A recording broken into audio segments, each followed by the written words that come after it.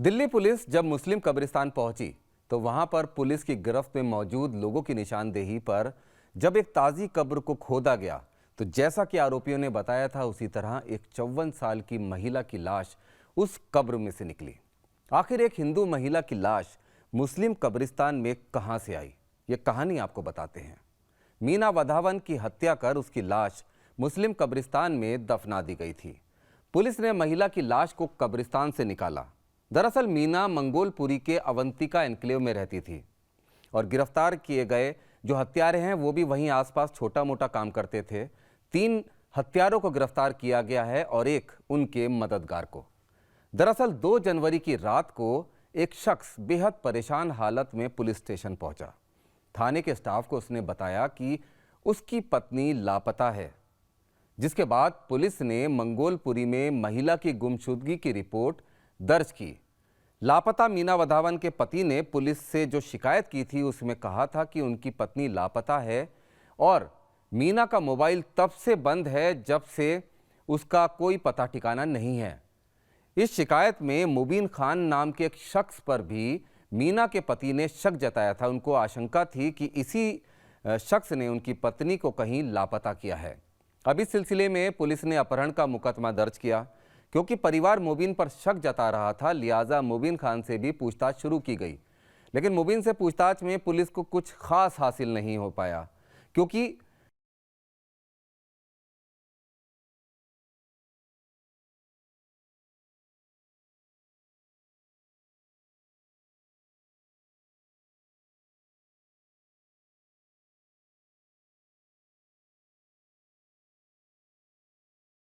करती थी। पुलिस ने इस केस से जुड़े हुए आसपास के सीसीटीवी फुटेज भी खंगाले, लेकिन कुछ नहीं मिला। अब पुलिस ने मीना की सीडीआर कॉल डिटेल्स की जांच शुरू की, जिसमें मीना जब लापता हुई थी उस समय की आखिरी 2 कॉल करने वालों की एक ही लोकेशन आ रही थी, जिनमें से एक मुबीन खान ही था। इस आधार पर पुलिस ने मुबीन खान को उठाया, उससे सख्ती से पूछताछ की। पुलिस को अंदाजा हो गया था कि अगर मीना की हत्या हुई है तो उसके पीछे मुबीन खान ही है और इस वारदात में मुबीन के अलावा और भी लोग शामिल हैं। लेकिन काम अभी काफ़ी बाकी था। दूसरे आरोपियों का पता लगाना था, उनको पकड़ना था, उनके खिलाफ सबूत भी जुटाने थे। सीडीआर से एक और आरोपी नवीन के बारे में भी पुलिस को पता चला, लेकिन वो फरार था। नवीन को पकड़ने के लिए पुलिस ने दबाव बनाया। पुलिस का ये बनाया गया दबाव काम आया और डर कर इस केस के दूसरे आरोपी नवीन ने कोर्ट में बेल की अर्जी लगाई, जिसके बाद वो खुद ही पुलिस के पास इन्वेस्टिगेशन ज्वाइन करने आ गया।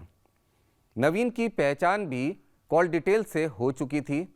अब पुलिस ने नवीन से सख्ती से पूछताछ की तो उसने पुलिस के सामने पूरा सच कबूल कर लिया और हत्या में शामिल तीसरे शख्स रेहान का नाम भी पुलिस को बता दिया।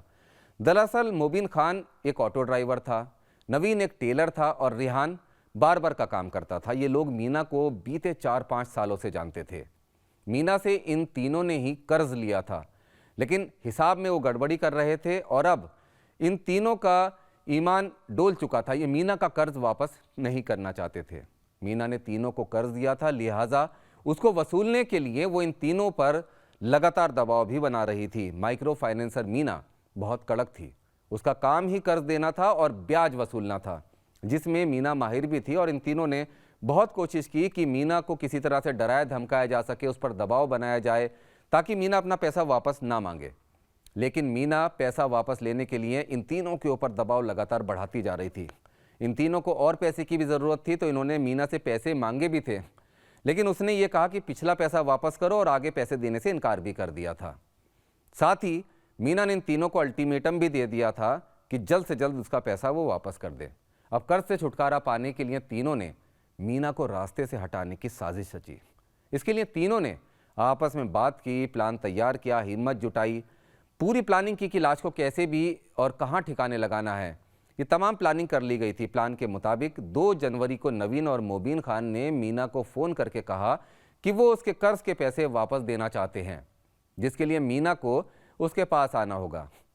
पैसे वापस देने के बहाने से मुबीन के कमरे पर मीना को बुलाया गया था और मीना वहाँ पहुँच भी गई, क्योंकि मीना का काम ऐसे ही चलता था और मीना को बिल्कुल भी इस बात का भी अंदाज़ा नहीं था कि उसके सामने पैसे मांगने वाले, हाथ बांधकर खड़े रहने वाले उसके कर्जदार इतनी हिम्मत भी जुटा सकते हैं कि उसकी हत्या कर दें।